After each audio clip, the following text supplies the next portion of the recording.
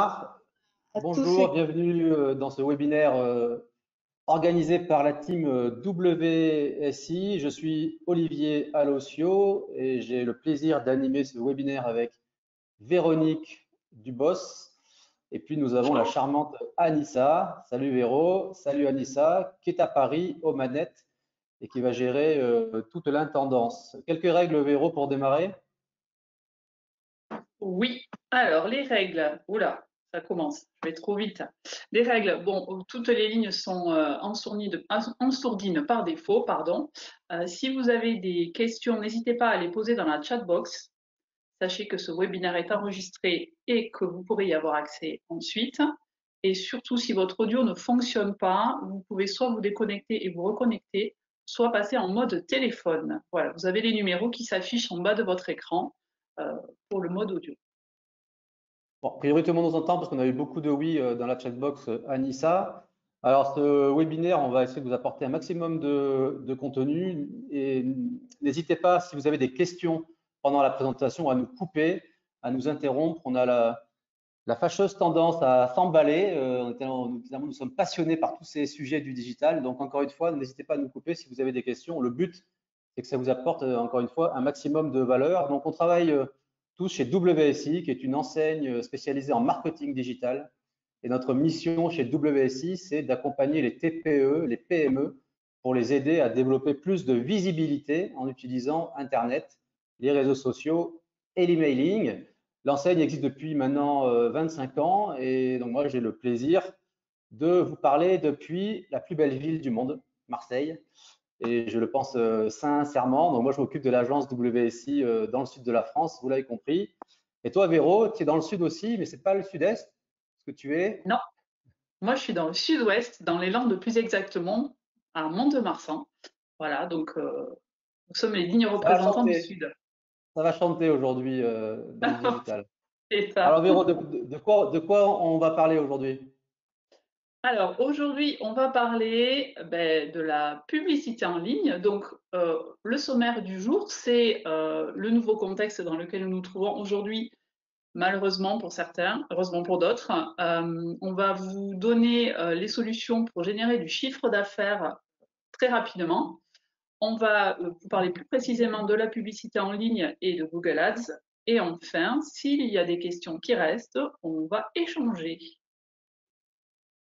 Parfait, quel programme? Donc encore une fois, si vous avez des questions, n'hésitez pas. Alors on a vécu franchement, et c'est pas fini, une année assez dingue sur Internet. Tout le référentiel qu'on avait avant mars 2020 a juste volé en éclats avec les recherches en ligne qui ont explosé et d'une manière générale, le comportement des utilisateurs qui a complètement changé avec le Covid.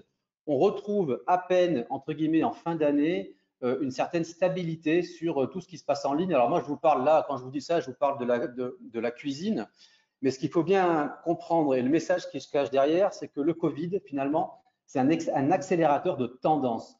Le digital, bien évidemment que ça existait avant le Covid, que c'était déjà devenu critique pour bon nombre d'entreprises, d'entrepreneurs, dès lors qu'on souhaite développer de la visibilité. Mais le Covid n'a fait finalement qu'accélérer la tendance et bouleverser le paysage de la recherche en ligne. Et nous, on voit ça comment, quand on observe ce qui se passe chez nos clients, c'est finalement, ça représente aujourd'hui un volant d'opportunités, franchement, sans précédent pour tout type d'entreprise, qu'elle soit petite, qu'elle soit grande, bien évidemment. Et donc, on est intimement convaincu chez WSI que le fossé va se creuser entre les entreprises qui finalement vont prendre le virage du digital et celles qui vont rester à quai malheureusement. C'est comme dans toutes les crises, il y en a qui la subissent, il y en a qui en profitent.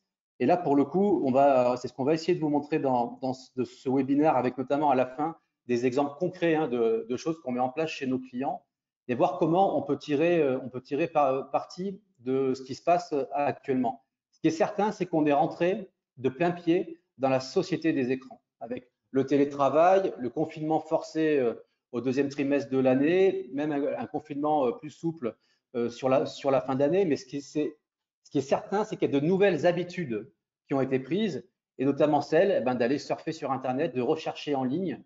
Et ce qu'on s'aperçoit aujourd'hui, c'est qu'on est vraiment rentré ce que moi j'appelle dans l'ère du multicanal. C'est-à-dire qu'aujourd'hui, une entreprise, un prospect, quand il doit acheter un produit ou un service, bien évidemment, il va se renseigner d'abord sur Internet, sur les réseaux sociaux, mais pas que. Et donc, l'idée, c'est comment on peut, avec le digital, créer du lien, un maximum de liens avec tout son écosystème, avec son marché, pour proposer ce qu'on appelle chez WSI une expérience prospect optimum.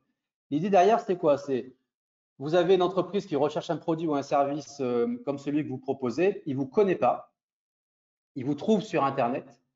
Quelle est l'image que vous allez rendre de votre entreprise? Comment vous allez faire pour lui donner envie de vous contacter? C'est tout sur ces sujets-là que je trouve qu'il est hyper intéressant de travailler sur des éléments intrinsèques à votre entreprise, mais surtout comment on fait pour créer la rencontre finalement entre votre activité, votre business et puis la recherche de l'internaute. Véro, tu peux avancer s'il te plaît. Et donc, on est vraiment rentré de plein pied dans l'ère du multicanal. Encore une fois, donc les gens utilisent le digital pour se renseigner, trouver de l'information pertinente. Et le but, alors qu'on travaille ce qu'on appelle en B2C, si je vends en particulier ou si je vends aux entreprises, la finalité, ça peut être si je vends en particulier effectivement l'achat en ligne. La finalité, si je vends aux entreprises, de générer un contact, de générer une demande, c'est de faire en sorte que finalement, l'image que je vais dégager de mon entreprise en ligne doit être là pour donner envie, susciter un intérêt, soit vers un achat en ligne, soit vers une prise de contact. Alors, on va vous parler dans ce webinaire d'un outil, voilà, Google Ads, alors qui reste effectivement un outil aujourd'hui très puissant pour générer de la visibilité. Et l'idée, c'est de vous apporter, encore une fois, dans ce webinaire, de vous sensibiliser, de vous donner quelques astuces, quelques clés aussi, et voir comment cet outil pourrait s'insérer dans votre stratégie, sachant que, encore une fois, nous, on n'est pas des intégristes du digital chez WSI, mais quand on parle de stratégie de développement, encore une fois, on raisonne multicanal et de voir comment cet outil pourrait s'intégrer dans une stratégie qui, elle, est beaucoup plus globale. On partage avec vous quelques éléments, si je ne m'abuse, qui sont des résultats d'études qui ont été faites outre-Atlantique par des gros instituts de sondage, mais qui montrent que aujourd'hui, un prospect, voilà, quand il rentre en contact avec une marque, il lui faut en moyenne 8 à 12 contacts avec cette marque avant de pouvoir passer à l'achat. Et on entend par contact, je vous trouve sur Internet, on me parle de votre marque, j'ai un commercial qui me visite en entreprise, je reçois un coup de téléphone, un email, etc., etc. Donc on est vraiment aujourd'hui à la croisée des chemins avec cette notion de multicanal qui n'a jamais, à notre sens, été aussi prégnante. Alors on peut avancer, Véro, s'il te plaît, sur les slides. Donc on va rentrer maintenant un peu plus dans la mécanique de l'outil. Et alors, quand on parle de communication digitale, retenez qu'il y a vraiment 3 supports qui sont à votre disposition: le moteur de recherche, les réseaux sociaux et l'emailing. On va faire un focus aujourd'hui sur le moteur de recherche. Donc sur le moteur de recherche, en fait, l'idée, c'est que si vous avez une activité qui est recherchée en ligne, qui est recherchée sur Internet, à ce moment-là, ça vaut le coup pour vous de positionner votre entreprise et de faire en sorte que dès lors qu'un prospect va taper une requête en lien avec ce que vous proposez, que votre site Internet apparaisse en première page de Google. Ça, c'est vrai dans 80% des cas. Si votre activité n'est pas recherchée sur Internet, par définition, on ne peut pas rechercher quelque chose dont on ignore l'existence. Pour le coup, des stratégies sur les réseaux sociaux peuvent être intéressantes. L'emailing, on ne va pas le traiter dans ce webinaire, mais c'est vrai que sur tout le volet fidélisation client, c'est intéressant. Ça pourrait faire l'objet d'ailleurs d'autres webinaires, parce que je trouve qu'il y a encore beaucoup d'idées reçues quant au webinaire. Alors, Google Ads, avant que Véro nous explique concrètement qu'est-ce que c'est et à quoi ça sert, et puis surtout comment on peut l'optimiser, vous avez, vous, une question à vous poser en tant qu'entrepreneur, en tant qu'entreprise. c'est de dire je vends un produit, je vends un service. La question à vous poser, c'est est-ce que le produit ou le service que je vends est recherché sur Internet? Et pour ça, c'est très simple, hein, vous avez un outil qui s'appelle Google Trends. C'est gratuit, hein, vous pouvez le faire maintenant, vous pouvez le faire après le webinaire. Vous allez sur Google, vous tapez Google Trends et vous tapez le nom de votre service, le nom de votre produit. Je ne sais pas si vous vendez, si vous vendez des vêtements, vous vendez des chaussures, etc. Peu importe. Si vous vendez en B2B, si vous faites du conseil, faites de la formation, vous travaillez dans le milieu industriel, bref, peu importe votre secteur d'activité, vous tapez votre secteur d'activité et puis vous allez voir, Google va vous donner les tendances de recherche liées à votre activité, liées à votre produit ou à votre service. Si vous voyez qu'effectivement il y a des recherches en ligne, ben là pour le coup, c'est pertinent pour vous d'aller vous positionner et d'essayer de mettre en place des tactiques, des stratégies pour positionner votre entreprise en première page de Google. Et donc c'est ce qu'on va voir tout de suite avec un outil qui s'appelle Google Ads et qui reste encore à ce jour et de loin l'outil le plus efficace pour propulser du jour au lendemain, littéralement, son entreprise tout en haut de la première page de Google. Alors Véro, Google Ads, concrètement, c'est quoi? Ça ressemble à quoi? De quoi on parle? Ah, Google Ads, de quoi on parle? On parle d'un outil, comme son nom l'indique, qui est proposé par Google, qui est comme Google Trends et comme tous les outils Google, totalement gratuit. Alors bon, Google Ads, on va voir que il faut payer, mais vous pouvez accéder à l'outil sans rien débourser. Google Ads, c'est quoi? C'est en fait la plateforme sur laquelle on va pouvoir faire de la publicité sur Google. Donc la publicité en ligne, c'est quoi? C'est le fait d'utiliser Internet pour faire la promotion d'une marque, d'une entreprise, d'un produit ou d'un service. Voilà. L'objectif, le but, c'est que l'objectif que l'on s'est fixé soit atteint, quel qu'il soit. Ça peut être de la vente en ligne, ça peut être d'avoir un formulaire de contact rempli ou bien un appel téléphonique. Voilà ce que c'est grosso modo la publicité en ligne. On verra qu'elle elle prend différentes formes, on le verra plus tard, et voilà. Donc le but, c'est Donc vraiment c'est de pouvoir faire. Oui, vas-y là Olivier, je t'écoute. sur la copie d'écran, ce que je vois, donc quand il y a écrit annonce, c'est que ce sont des entreprises qui ont payé Google pour apparaître tout en haut du moteur de recherche, c'est ça? C'est ça, tout à fait. Les annonces Google, si elles sont bien faites, parce qu'elles peuvent être mal faites, si elles sont bien faites, les annonces Google arrivent en première place, sur les 3 premières places des résultats de recherche, des pages de résultats de recherche. Elles viennent avant les résultats de recherche locale et avant les résultats organiques, ce qui correspond au référencement naturel. En revanche, si c'est pas bien fait, vous pouvez voir vos annonces se positionner tout en bas de la première page, c'est-à-dire sur les 11e, 12e, 13e positions. Voilà, donc d'où l'utilité d'avoir des publicités qui soient performantes. Alors, la publicité, elle peut répondre à plusieurs objectifs. Alors, ces objectifs, vous voyez, notoriété, acquisition, fidélisation, correspondent ni plus ni moins à des niveaux de ce qu'on appelle le tunnel de conversion. La notoriété, c'est quoi? C'est de faire prendre conscience à nos clients potentiels, à notre cible, que notre entreprise existe, et c'est quelque part lui faire adhérer à nos valeurs, à notre mode de communication, à ce qu'on est. Voilà, c'est un peu comme si vous aviez dans la rue un magasin avec une vitrine et une enseigne super attrayante et que vous donniez envie aux passants de rentrer dans votre boutique. Voilà, pour le transposer sur le réel. L'acquisition, c'est le fait de pouvoir générer derrière des résultats grâce à nos actions. Donc ça peut être soit effectivement de la vente, ça peut être en B2C, ou c'est sur du commerce, ou ça peut être aussi de générer des leads, des prospects pour du B2B où le cycle de vente est très souvent beaucoup plus long. Voilà ce que c'est que l'acquisition. Et enfin, la fidélisation, c'est de faire revenir des clients qui sont déjà venus chez nous pour créer une relation durable.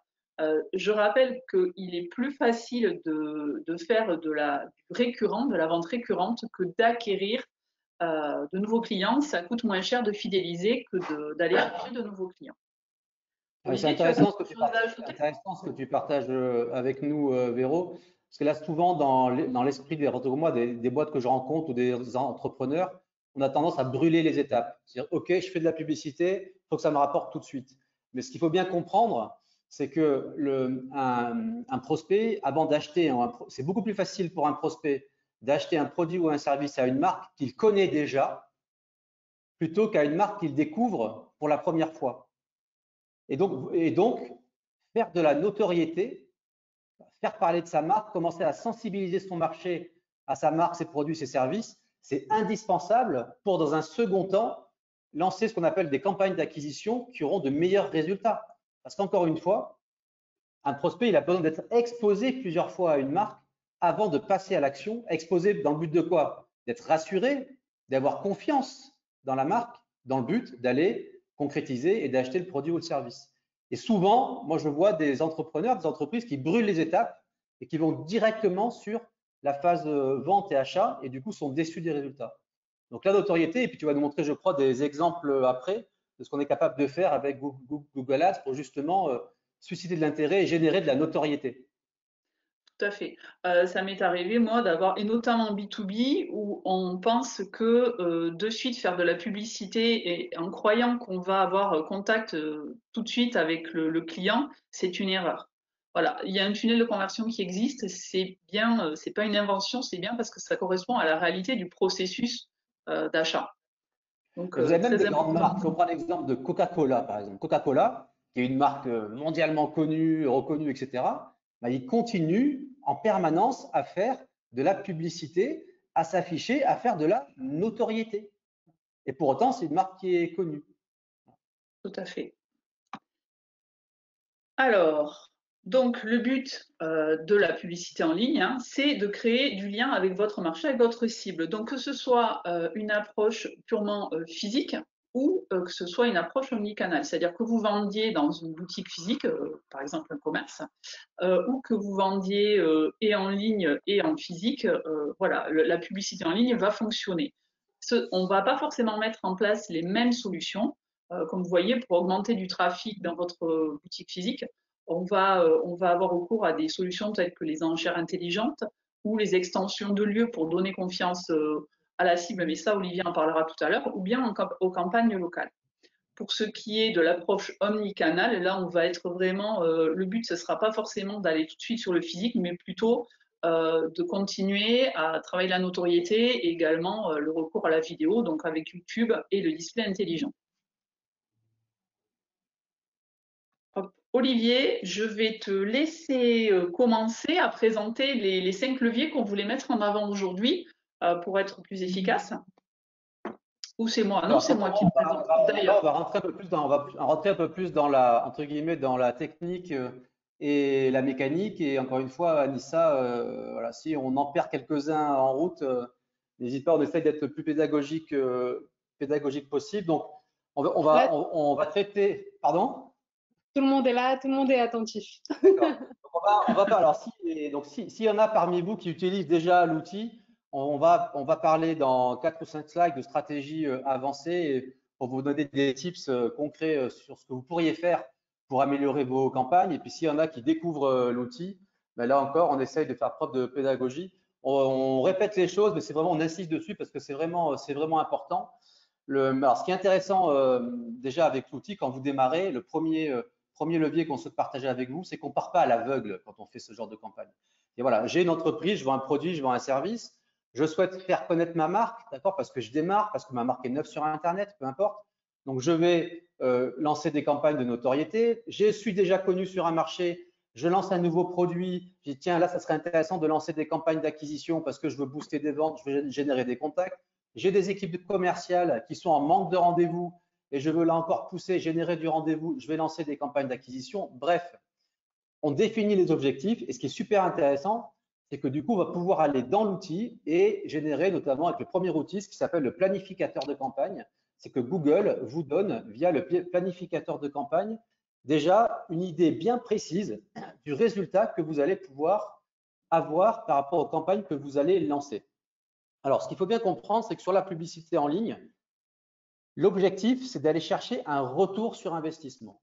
Et c'est vrai dans le digital en général. Quand on met 1 euro dans la machine, Je dois savoir combien ça me rapporte à la fin. Donc là, la question à se poser, c'est non pas combien ça va me coûter, mais combien ça va me rapporter, avec une notion qu'on appelle de coût d'acquisition client qui est juste fondamentale. Posez-vous la question, combien je suis prêt à acheter mon client? Ça, la question qu'il faut se poser, sachant que, en suivant ce que vous vendez, un client, l'opération peut être par exemple neutre sur la première vente, mais vous savez qu'une fois que vous avez acquis un client, vous allez pouvoir lui vendre d'autres services. Et là, on va parler de ce qu'on appelle le long-term value, c'est la valeur à long terme de votre client. Donc, la première question à se poser quand on lance ce type de campagne et qu'on commence à se lancer dans la publicité en ligne, c'est déjà combien je suis prêt à acheter mon client. Et ça peut varier de 1 euro, 10 euros à 5 000 euros. C'est pas grave. Ça dépend de ce que vous vendez derrière. Donc ça, c'est la première question à se poser. Une fois qu'on a la réponse à cette question, on va pouvoir utiliser ce qu'on appelle le planificateur de performance, qui est un outil gratuit proposé par Google. Dit autrement, c'est en gros votre étude de marché sur Google pour pouvoir vous commencer à vous projeter dans votre campagne avec quand même l'idée derrière qu'une fois qu'on démarre une campagne, il y a une phase d'apprentissage et puis après, on va se confronter à la réalité du terrain. Parce que ce qu'on ne vous a pas dit, c'est qu'il y a de la concurrence, d'accord, sans rentrer dans les détails, parce que ce n'est pas le but de ce webinaire, mais il y a de la concurrence et que 4 places en haut de la première page. D'accord. Donc, si vous êtes plusieurs à vouloir occuper les 4 places, à un moment donné, il y a de la concurrence. Donc, ça fonctionne avec un système d'enchères et Google va aller afficher les annonces finalement que lui considère être comme étant les plus performantes, non pas qu'au niveau du prix, mais en termes de qualité, parce que là aussi, je reviens à la mission existentielle de Google, mais qui finalement est la mission existentielle de tous les GAFA, qui est de proposer la meilleure expérience possible aux clients que nous sommes, aux utilisateurs que nous sommes. C'est quoi la meilleure expérience possible? Quand vous allez sur Google, vous tapez une requête, c'est que vous faites une recherche. Et donc, le but de Google, c'est de vous proposer la meilleure réponse possible par rapport à votre recherche. Et donc, quand vous allez créer des annonces dans Google Ads, donc c'est un travail d'optimisation qui est sans fin, un processus sans fin, ben Google, il veut proposer la meilleure annonce qui correspond à la requête à l'instant T. Le planificateur de performance vous aide à faire ça au départ, et puis après, tout un travail d'optimisation derrière. Tout à fait. Donc, ça, c'est le premier que je voulais partager avec vous. Oui, Véro. Oui, juste pour expliquer, c'est pour ceux qui ne savent pas comment fonctionne le planificateur de performance. Le planificateur de performance, il se base sur des mots-clés que vous aurez rentrés, qui sont en lien avec votre activité, et également un territoire. Il faut savoir qu'on peut cibler de façon assez fine, ça peut être au niveau des villes ou des départements ou des régions, pour vraiment évaluer notre marché et la demande qui va exister dessus. Voilà ce que je voulais juste préciser sur le planificateur de performance. Donc ça c'est un premier outil pour vous aider à planifier. Ensuite, on va parler, donc on parlait de notoriété. Je veux faire connaître ma marque. L'idée de faire de la notoriété, c'est effectivement d'aller ce qu'on appelle pousser du contenu sur des sites partenaires, entre guillemets, de Google. Il y en a des milliers, bien évidemment, mais surtout auprès, et on le verra dans quelques slides, auprès d'une audience qu'on considère être qualifiée. C'est quoi une audience qualifiée? C'est une audience de personnes que vous jugez opportune d'aller adresser et qui sont les plus susceptibles d'être intéressés par vos produits ou vos services. Donc ça qui est génial avec tous ces outils digitaux, c'est qu'on peut aller cibler des personnes au plus près de leur centre d'intérêt et de pouvoir aller pousser du contenu et afficher du contenu sur cette audience-là. Et donc, ça prend la forme, le display, vous voyez ça sûrement si vous avez un téléphone portable, si vous baladez sur Internet, ça prend la forme de bannières numériques. Là, je vous ai mis quelques exemples, hein, mais on pourrait vous en donner plein d'autres, de bannières numériques sur votre téléphone. Je ne sais pas si vous ouvrez une application, le Figaro, Eurosport. Moi, j'adore le sport, j'adore le foot, donc je suis abonné à Eurosport. Quand je me connais sur Eurosport, eh ben, boum, je vais manger la bannière avant de pouvoir accéder à mon contenu. Et donc, là, ça, c'est très puissant parce que même si ça me gonfle à l'instant T, mais il n'envoie pas la bannière à n'importe qui. C'est qu'il a, entre guillemets, estimé que vous étiez intéressé par tel ou tel sujet. Et en communication, il y a cette notion de répétition qui est fondamentale. Voilà. À un moment donné, la répétition vaut pour vérité. Et donc, ces bannières-là, ça vient comme ça afficher. Et ce qui est intéressant avec le display, j'en parle après, c'est qu'on a des coûts au clic. Véro, tu peux avancer, s'il te plaît? des coûts au clic qui sont hyper bas. Là, je vous mets deux exemples en B2B et en B2C pour que vous ayez quand même des notions de combien ça coûte et de ce que ça génère. À droite, vous avez un exemple chez un client en B2C. Donc, on a pris une fourchette sur un mois. On a dépensé 600 € à peu près sur ce client-là pour aller afficher des bannières publicitaires sur les téléphones portables, sur des sites internet, auprès des sites des concurrents d'ailleurs de ce client-là. Ça qui est intéressant, c'est qu'on peut cibler les sites des concurrents aussi, c'est génial. Donc sur 600 €, on a généré quasiment 2 millions d'impressions. Donc c'est quoi une impression? C'est affichage. On a généré 2 millions d'affichages pour 14 000 clics vers le site internet. À gauche, donc ça c'est à peu près les ratios qu'on a en B2C à la louche, parce que ça varie bien évidemment d'un client à un autre. À gauche, je vous ai mis des ratios qu'on retrouve plus, ce qu'on appelle en B2B. Hein, si on a une activité où on vend aux entreprises, donc on s'adresse à un public qui est beaucoup moins large, hein, qui est beaucoup plus ciblé. Et on voit qu'en dépensant par 80 €, on arrive à générer quand même 40 000 impressions et à peu près 200 clics vers le site internet. Donc là, ce sont vraiment les ratios qu'on a en affichage quand on fait du display, sachant qu'on n'est pas sur des campagnes d'acquisition, mais on vient commencer à s'afficher sur Internet, à faire ce qu'on appelle de la notoriété de marque, pour commencer à créer de la confiance autour de la marque, autour du produit et autour du service. On parle du search maintenant, Véro. Donc là, on descend d'un cran sur l'acquisition. Tu veux en parler, en dire un mot? Oui, tout à fait. Ben là, une fois que les gens ont pris conscience des produits qu'on vend ou de notre marque, on peut passer à l'acquisition. Et là, le format d'annonce qui va être particulièrement approprié, ce sera ce qu'on appelle les annonces textuelles, donc les annonces qui vont apparaître dans les résultats de recherche. Voilà, ces annonces, elles ont vraiment pour but de générer un appel vers votre centre d'appel, soit de vous faire venir en magasin, soit de vous faire remplir un formulaire de contact. Et pour ça, il y a quelque chose qui est ultra efficace, et ça s'appelle les extensions d'annonces. Alors, on a différents types d'extensions d'annonces. Il y en a une dizaine, voilà, parmi lesquelles, vous le voyez, on a l'extrait de liens annexes, qui amène directement vers des pages spécifiques de votre site. Donc ça, c'est vraiment efficace en B2B. Vous avez ensuite les extensions de lieux indispensables pour les magasins, voilà, pour que les gens puissent vous situer, pour créer de la confiance, pour que vous soyez de suite identifiable. Également, on a les extensions d'appels. Ça, c'est pour générer des appels directement depuis l'annonce. Voilà, ça, les extensions, ce sont vraiment des outils qui sont indispensables. On va avoir des extensions de prix, par exemple, pour afficher les prix de vos produits ou de vos services. En B2C, c'est très efficace. On a aussi, qu'est-ce qu'on a? On a les extensions d'accroche. Donc là, vous pouvez peut-être mettre en avant des services que vous proposez et également des promotions. Voilà, donc tout ça, c'est dans le but de donner envie à votre cible de cliquer sur votre annonce.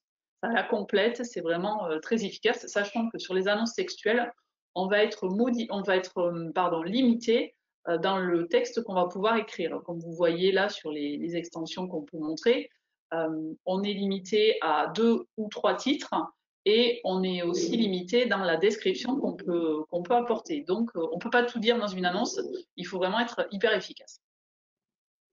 Par défaut, en fait, quand vous rédigez une annonce, par défaut, on est limité. Donc, l'idée des extensions, c'est de venir rajouter du contenu enrichi, d'enrichir votre annonce d'informations plus pertinentes en lien avec votre activité pour donner, comme l'a dit Véro, encore plus envie à l'internaute de cliquer et d'être redirigé vers votre site internet. L'extension d'annonce, c'est l'opportunité pour votre annonce de prendre encore plus de place dans les résultats du moteur de recherche et donc d'être encore plus visible et donc d'inciter encore plus au clic. Tout à fait. Alors, tu vas nous parler de Google My Business. Alors, Google My Business, donc toujours dans le prolongement des extensions d'annonces. Je voulais faire un mot sur Google My Business, notamment pour les personnes qui nous écoutent ou les entreprises, entrepreneurs qui nous écoutent et qui auraient besoin de bien référencer leur site internet. Google My Business, c'est votre inscription, c'est l'inscription de votre entreprise dans l'annuaire de Google. Voilà. C'est ce qui, quand vous lancez une recherche, c'est ce qui apparaît sur la droite avec la carte, numéro de téléphone, adresse, etc. Donc ça, c'est déjà une première chose à faire, indépendamment de ce qu'on vous raconte ici, c'est d'inscrire votre entreprise dans l'annuaire de recherche de Google, que vous ayez un point de vente physique ou que vous soyez une entreprise, vous vendiez en B2B. Ça, c'est la première chose. Donc, ce qu'ils savent, et donc du coup, un compte Google My Business bien optimisé permet d'améliorer le référencement de votre site Internet. Ça, c'est la première chose. Permet d'apparaître dans les résultats de recherche, notamment liés à la carte. Permet d'aller collecter des avis clients. Là aussi, c'est hyper intéressant. Parce que on ne parle pas de réputation en ligne, mais n'oubliez pas qu'on est en 2020. Et en 2020, votre réputation, c'est ce que dit Google de vous. On aime ou on n'aime pas, mais c'est comme ça. D'ailleurs, faites le test, parenthèse, faites le test en tapant votre nom et votre prénom sur Google et regardez ce qui sort. C'est intéressant. Pareil pour votre entreprise. Faites le test, vous tapez le nom de votre entreprise et regardez ce qui sort. Faites le test, tapez avis client plus le nom de votre entreprise, regardez ce qui sort. Là aussi, on n'y pense pas assez, mais ce sont des éléments de réassurance qui sont juste fondamentaux. Si je reviens, on raccroche les wagons, donc si je reviens sur les extensions d'annonces, ce qui est intéressant, c'est que Google, dans les extensions d'annonces, ça permet de pouvoir lier votre compte, votre fiche annuaire, votre compte Google My Business à votre annonce. Et donc, du coup, vous allez pouvoir avoir votre adresse qui apparaît directement dans l'annonce, dans le but, toujours pareil, de donner encore plus envie, de rassurer l'internaute, parce que n'oubliez pas, quelqu'un qui va faire une requête, une recherche en ligne, il va tomber sur votre annonce, il vous aura peut-être vu passer en notoriété, j'espère. S'il ne vous connaît pas, il faut le rassurer. Donc ça, ce sont des éléments de réassurance dans le but de générer du clic et de rediriger vers votre écosystème digital, votre site, etc. Il y a un nouveau service qui est lancé, là, qui a démarré aux US et qui arrive en France. Là, c'est tout nouveau. C'est ce qu'on appelle les extensions d'annonces locales. Alors ça, c'est de la bombe atomique. On est en train de le mettre en place chez certains clients. Ça c'est tout nouveau. Ça arrive sur Google. Donc, ça s'adresse exclusivement aux personnes qui ont un point de vente physique, une agence, un magasin, etc. Et ça permet en fait de pouvoir référencer votre magasin, votre point de vente physique sur Google, d'accord, avec la possibilité de pouvoir vous afficher avec un badge. Véro, montre-nous s'il te plaît la prochaine slide. D'accord. Donc, vous vous référencez sur Google les annonces locales. Alors, pour inscrire son entreprise, il vous demande effectivement des documents. Bien évidemment, Google veut vérifier que vous êtes une entreprise en bonne et due forme, sérieuse. Donc, c'est quoi les documents? C'est CABIS, certificat d'assurance. Si vous êtes une profession réglementée, ce sont les certificats justifiant de cette profession. Ils veulent des avis clients. Donc, ils vont vous demander des avis clients. Là, on parle du compte Google My Business, par exemple, etc., etc. Donc là, vous passez au crible, ça prend un certain temps, mais dès lors que vous êtes validé par Google et que quelqu'un va taper une requête en lien avec le produit ou le service que vous vendez localement, du coup, vous allez vous afficher tel que c'est présenté ici à l'écran avec le badge protection Google. Ça, c'est génial. Vous avez le badge de certification en termes de réassurance client. C'est juste incroyable. Ça, c'est un tout nouveau service qui est en train d'arriver en France sur Google. On est en train chez WSI de le déployer sur certains clients et ça s'adresse aux personnes qui vendent localement via un point de vente ou via une agence, par exemple. C'est juste énorme. Hein. Ouais. Ça, c'est assez incroyable. Google Ads. Alors, Google Ads, le mode automatique, qu'est-ce que c'est le mode automatique? Alors, c'est pas que Google Ads fait le travail à votre place, mais c'est juste que Google Ads vous donne des conseils. Google, ils sont là dans l'intérêt de vous visiteurs, et donc ils vont faire en sorte que vous soyez meilleurs. Ce qui se passe, c'est que du coup, Google va vous donner des conseils. Dans votre campagne, vous verrez sur votre tableau de bord, vous avez un score. Donc, qui, si tout va bien, est au-dessus de 95%, mais peut-être que non. Et du coup, Google va vous donner ce qu'on appelle des recommandations pour optimiser votre campagne et avoir davantage de résultats. Alors, il peut vous proposer différentes choses. Il peut vous proposer, trop vite, hein, il peut vous proposer des mots-clés. Il peut vous proposer d'ajuster les horaires de diffusion de vos annonces. Qu'est-ce qu'il peut? Il peut vous proposer d'aller diffuser vos annonces chez des partenaires du réseau Google. Il y a toute une foule comme ça de recommandations que vous êtes libre de suivre ou pas. Alors, le conseil, évidemment, c'est de regarder ça de près et après d'ajuster votre campagne en fonction. Voilà, donc c'est vraiment un outil qui est hyper bien parce que ça nécessite pas forcément d'avoir de grosses notions de Google Ads pour, progresser. Et comme dit Olivier, c'est le procédé du test and learn. Donc vous testez, ça marche, c'est bien, ça marche pas, on peut toujours revenir en arrière puisque les campagnes sont ajustables en temps réel. En fait, ce qu'il faut bien comprendre, c'est qu'on est passé à l'ère de l'intelligence artificielle. Et donc derrière tout ce qu'on voit, il y a une espèce de cuisine qui est juste hallucinante avec de l'intelligence artificielle où la machine apprend en temps réel et en permanence. Et ben, du coup, ça en devient un moteur de recommandation. Alors, pas toutes les suivre à la lettre, mais c'est vrai que ça permet de gagner du temps. Et l'objectif, c'est d'aller maintenir vos campagnes à un taux de recommandation supérieur à 90% pour être sûr que là, et maintenant Google, les équipes de Google se basent là-dessus pour positionner vos annonces tout en haut des résultats de recherche. Donc c'est assez, là aussi, incroyable les progrès qu'on a fait ces dernières années dans l'interface. Anissa, je te voyais lever la main. C'est ça. J'ai une petite question. Est-ce que les extensions d'annonces fonctionnent pour les sites e-commerce? Bien sûr, Véro nous a parlé d'extension de prix notamment. Donc oui, bien évidemment, pour les sites e-commerce, vous allez pouvoir rajouter des prix à vos annonces pour mettre encore une fois, pour valoriser et mettre en avant vos produits. On n'en parle pas dans ce webinaire, c'était volontaire, mais si on parle de site e-commerce, il y a un outil sur Google Ads qui s'appelle Google Shopping. On n'a pas parlé, voilà, on n'a pas parlé de tout, on n'a que 45 minutes, le temps tourne, il nous reste beaucoup de temps. Mais sur l'outil Google Ads, donc il y a plein après de sous-outils et de fonctionnalités, notamment celle qui s'appelle Google Shopping et qui permet de mettre en avant vos produits dans la partie shopping. Allez sur Google, tapez le nom d'un produit, vous allez voir des résultats avec des petites photos, des prix. Ou si vous cliquez sur Shopping, vous avez des résultats de produits. Donc, c'est ce qu'on appelle Google Shopping. Donc, là aussi, si vous vendez, si vous êtes un site e-commerce, ben, ça vaut le coup d'aller se positionner sur Google Shopping en plus des annonces textuelles. Donc là, ce sont pour le coup des stratégies plus avancées et qui fonctionnent très bien. Merci pour cette réponse. Alors, on va avancer du coup. On va passer au dernier levier déjà.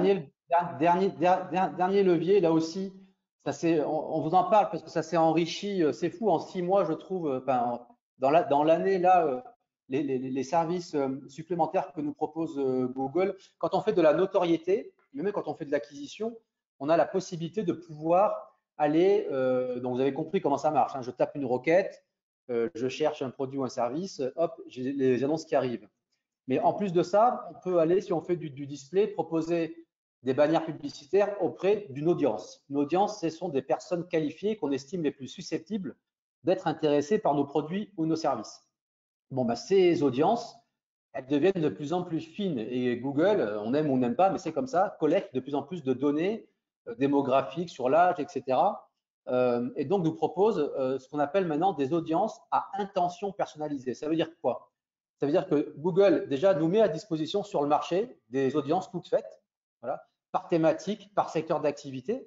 Donc on peut déjà aller piocher dedans, ça c'est la première chose. Et en plus, à partir de ces audiences-là, on peut demain les personnaliser. Les personnaliser sur des requêtes bien précises. C'est-à-dire qu'on peut dire, OK, moi, tu vas afficher mes bannières auprès de personnes qui ont effectué ce type de recherche-là bien précisément. Voilà, ça c'est une première chose.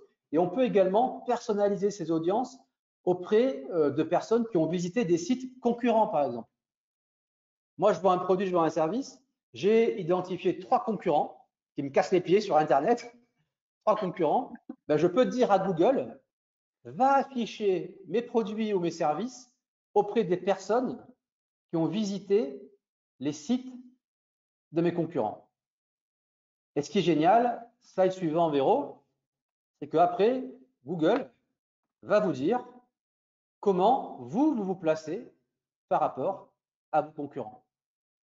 Là, vous avez un exemple. Donc, après, on pourrait rentrer dans les détails, mais on est dans le digital. Dans le digital, tout se mesure. Tout. Chaque action faite se mesure. Et l'objectif, Véro l'a dit, test and learn, c'est bien de mettre en place des actions, les optimiser, les affiner, dans le but de générer les objectifs qu'on a définis au départ. Et tout ce qu'on fait se mesure. Le benchmark par rapport à vos concurrents, c'est juste fondamental. Voilà. Si on est à la traîne, si on est en queue du peloton, ça va être compliqué. Bon, là j'ai fait exprès de vous mettre l'exemple d'un client où on est largement devant le peloton. Hein, vous l'avez compris. Voilà, mais il y a aussi des clients où on est dans la meute. Voilà, on est dans la meute, on n'est pas devant. Voilà, on reste humble et modeste, bien évidemment. Et donc, l'objectif après de l'optimisation, c'est de pouvoir cravacher pour monter et aller se concurrencer. Un point important, être devant les concurrents, ça ne signifie pas, aux yeux de Google, être celui qui dépense le plus d'argent. C'est pas ça. C'est au regard de l'argent que je dépense, à l'instant T, quand j'ai une requête, Google va noter la qualité de votre annonce, la qualité de la réponse par rapport à la recherche définie, et c'est comme ça qu'il va mesurer le ratio par rapport à la concurrence. Voilà. Donc là aussi, c'est super intéressant. Donc, ce webinaire, dure 45 minutes. On est là pour vous sensibiliser. Mais s'il y en a déjà qui font déjà des campagnes sur Google, quand vous allez taper dans vue d'ensemble, vous allez tout en bas. Et si Google a suffisamment de data, il va vous positionner par rapport à vos concurrents. Et ça pourrait expliquer, par exemple, pourquoi vous avez des résultats moyens, par exemple. Ben oui, si on est à la traîne, ça explique qu'on a des résultats moyens. Et inversement. Voilà. Après, à vous d'aller chercher les leviers pour justement vous faire progresser par rapport à la concurrence.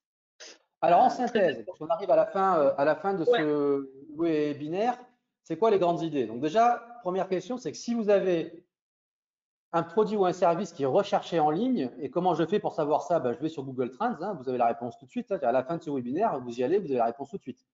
Si vous avez un produit ou un service qui est recherché sur Internet, voilà, là, pour le coup, ça vaut le coup de se positionner et de mettre en place ce type de stratégie, parce que si vous ne le faites pas, ce sont vos concurrents qui vont le faire à votre place.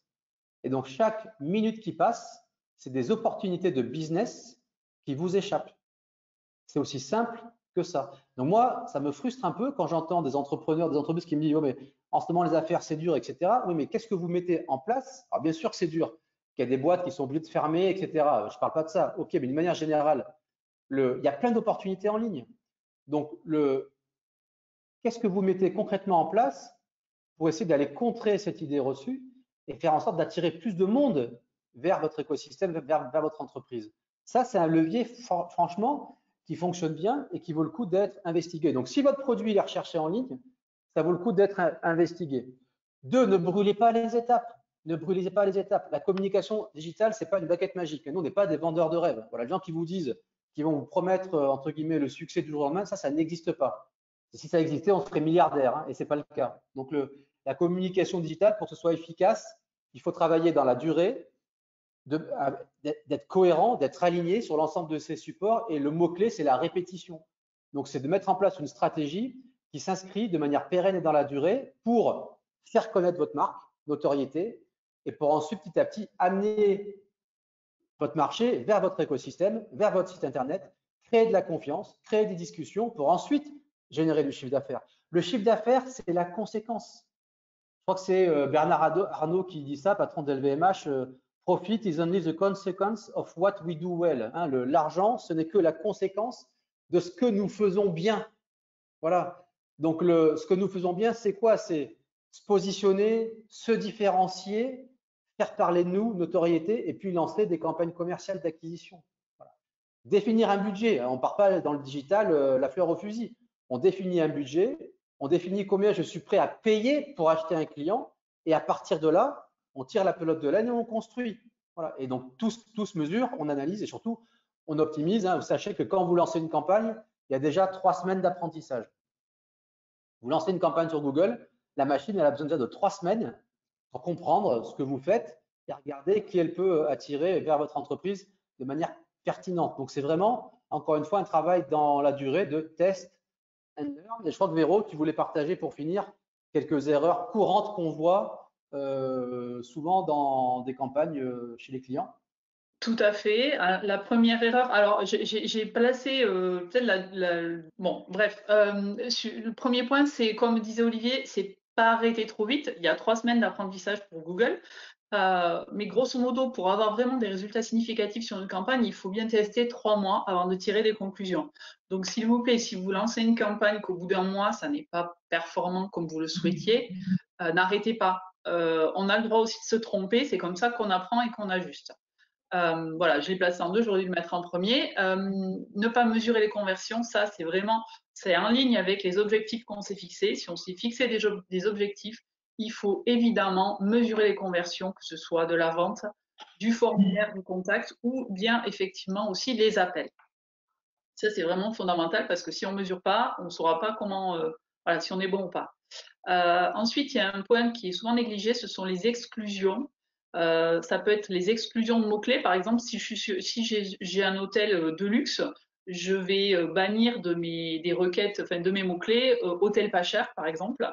On peut aussi exclure voilà, des appareils. Si vous avez un site malheureusement qui n'est pas responsive, vous pouvez exclure les mobiles de vos campagnes publicitaires et après ajuster au niveau des jours et des heures aussi. Si vous êtes un restaurant, vous pouvez décider de publier vos annonces peut-être de 11h à 14h chaque jour.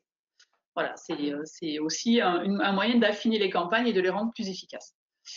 Une erreur qui est aussi très commune qu'on voit tous les jours, c'est que les clics, en fait, les annonces amènent vers les pages d'accueil du site. Exemple, si vous êtes une entreprise qui fait du coaching et de la formation, vous faites une publicité sur sur la formation et que votre annonce est en rapport avec la formation, vous envoyez les gens vers la page d'atterrissage de votre site, ils vont pas comprendre hein, parce que vous allez avoir une présentation qui va être sur votre page d'accueil qui va être plutôt généraliste. Et donc, à ce moment-là, les gens vont pas, on n'est pas aligné avec l'annonce en fait. Et à ce moment-là, il faut soit vous avez une page dans votre site qui est en rapport avec l'annonce, donc vous avez une page formation, soit vous devez faire ce qu'on appelle une page d'atterrissage, c'est-à-dire une page qui va vraiment être totalement en phase avec l'annonce et le message que vous avez passé. C'est ça aussi qui va dire à Google que votre campagne, que votre communication est bonne et c'est ça qui vous fera aussi monter dans les résultats de recherche. Et enfin, dernière astuce, c'est voilà, c'est peut-être plus anecdotique, mais voilà, quand vous allez fixer vos paramètres de campagne et notamment les emplacements de diffusion, Google va vous proposer de diffuser systématiquement chez ses partenaires. Attention, soyez vigilants là-dessus. Si vous lancez une campagne, peut-être que oui, cochez-le au départ, mais analysez au bout de quelques temps pour voir le taux de clic qui est engendré par la diffusion chez les partenaires de Google, parce qu'il arrive très souvent que les performances soient assez mauvaises sur ce type d'emplacement. Donc, soyez vigilants là-dessus, c'est un point que je tenais à souligner. Écoute, Voilà merci pour Véro les pour erreurs à ces éviter. conseils très précieux. Écoutez, on arrive à la fin de ce webinaire. On a essayé de respecter le timing. C'est vrai que peut-être beaucoup d'informations d'un coup. Anissa, est-ce qu'on a d'autres questions? Alors, on ne pourra pas toutes les traiter peut-être, je ne sais pas, ou sinon on répondra par email.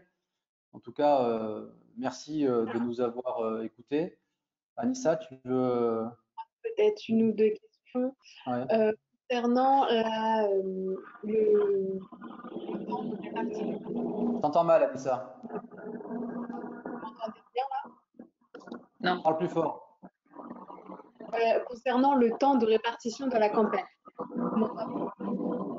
Vas-y, parle, mais parle plus fort. Vas-y. Concernant le temps de répartition de la campagne, quand est-ce que, par exemple, sur une semaine, la campagne publicitaire sur Google, combien de temps vous la faites? Est-ce que c'est une fois par semaine, 2 fois, 3 fois, et combien de temps ça vous prend? Si c'est une journée ou la moitié d'une journée, 1 heure? Enfin voilà, parce que Alors, d'accord, il ne faut pas toujours vérifier le taux de conversion, mais sur combien de temps on peut le mesurer, on va dire. je ne suis pas sûr que j'ai bien compris la question. Je vais essayer d'y répondre. Déjà, ce qui est certain, c'est que quand on fait de la publicité en ligne, et c'est pas je m'affiche et après je m'affiche pas. Je m'affiche pas. Si on fait ça, ça ne marche pas. Donc déjà, il faut s'afficher tout le temps. Après, avec son budget, on va pouvoir acheter plus ou moins d'espace média. Ce qu'il faut bien comprendre, c'est qu'en communication, la clé, c'est la répétition. Donc, à un moment donné, c'est clair que si j'ai un temps fort commercial, je vais pouvoir allouer un budget plus important pour acheter plus d'espace média. Et puis, si j'ai une actualité commerciale qui est beaucoup plus faible, bah, je vais réduire mon budget, quitte, moi j'ai des clients, des fois on tourne à 1 euro par jour, et pour pas couper la campagne. Parce que couper les campagnes, là, pour le coup, hein, quand vous savez qu'il y a 3 semaines d'apprentissage, si vous coupez, vous perdez tout le bénéfice acquis. Et en communication, on ne comprendrait pas qu'on s'affiche, puis après on ne s'affiche pas. Voilà. Et puis, vous savez, les gens sur Internet, ils raisonnent de manière très basique, hein. Si je vous vois, vous existez, ah, d'un coup, je ne vous vois plus, ah ben, tiens, ils ont dû faire faillite, quoi. Ils n'existent plus. Mais les gens raisonnent comme ça, c'est hallucinant. Donc déjà, il faut, quand on décide de lancer une communication, quand on fait de la com en général, il faut occuper le terrain tout le temps. Occuper le terrain, notoriété, etc. Ça, c'est la première chose. Ensuite, je ne sais pas si j'ai répondu à la question, mais quand on fait, on peut s'afficher quand on veut, pendant la journée, pas la nuit, que le matin, par jour, etc., etc. Tout ça, c'est des paramètres qu'on peut créer dans Google et on peut décider quand est-ce qu'on s'affiche. Voilà, c'est vraiment à la carte, sachant que ce qu'on essaye de faire en général, c'est d'avoir, au début, quand on lance une campagne, on s'affiche tout le temps, et puis après, on regarde les temps donnés, les périodes où c'est le plus significatif, où on a le plus de résultats, pour ensuite après vraiment aller cibler et tendre in fine vers ce qu'on appelle des cœurs de campagne. C'est des campagnes vraiment cibles avec les mots-clés qui marchent le mieux, les temps qui marchent le mieux, les zones géographiques qui marchent le mieux, les audiences qui marchent le mieux. Et là, on a vraiment des campagnes ciblées au max. Voilà. Je ne sais pas si j'ai réussi à la répondre à la question, mais c'est comme ça que je l'ai comprise. Voilà, toutes les informations sont sur le tableau de bord, donc vraiment, Google nous donne tous les éléments pour qu'on puisse avoir les campagnes les plus performantes possibles. Donc après, c'est à nous d'aller voir et d'affiner en fonction des informations qu'on nous donne. D'accord. Bah, merci. En tout cas, la réponse a été bien donnée. Ça La va, présentation a ça été va. claire. J'ai plein de Oui, retours positifs. Donc voilà, et puis j'ai des remerciements aussi pour moi, mais je n'ai rien fait. C'est que Véronique et Olivier qui nous ont conseillé sur ce sujet. Et puis, bah, je vous remercie. Du coup, si vous n'avez pas d'autres questions, si jamais vous en avez, n'hésitez pas à envoyer des emails. Il me semble que vous avez mis vos adresses mail, c'est ça, Véronique et Olivier? Tout à fait. oui. Attends, je repars en arrière. Si vous avez besoin d'informations complémentaires, n'hésitez pas. On est là, comme le dit notre enseigne, We Simplify Internet. Donc, on est là pour vous aider à comprendre et pour vous simplifier la vie. Donc, n'hésitez pas. Et puis, concernant la présentation et le support, vous le recevrez maximum dans les 24 heures qui suivent. Je vous remercie en tout cas de votre présence. Magnifique, Anissa. Merci. Merci, Merci Véro. Anissa. Merci Olivier. Bonne journée. Ciao. Bonne journée.